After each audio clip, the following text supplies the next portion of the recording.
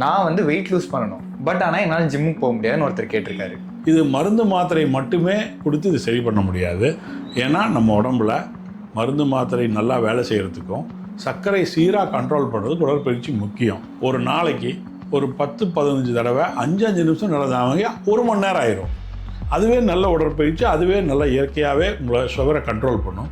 But நீங்கள் நல்லா exercise பண்ணுற அளவுக்கு வெயிட் குறையணும், ஒரு 15% 20% உங்கள் வெயிட் குறையணும். குறிப்பாக நீங்கள் 100 கிலோ இருக்கீங்க, உங்கள் மருத்துவர் 70 கிலோ கொண்டு வாங்க 30 கிலோனா, இப்போது சமீப காலத்து ஆய்வுகள் மூலமாக 2 வருஷமாக அமெரிக்காவில் வந்துருச்சு, இப்போ இந்தியாவிலே வந்திருக்கு சில இன்ஜெக்ஷன். இது வாரம் ஒரு தடவை போடலாம்.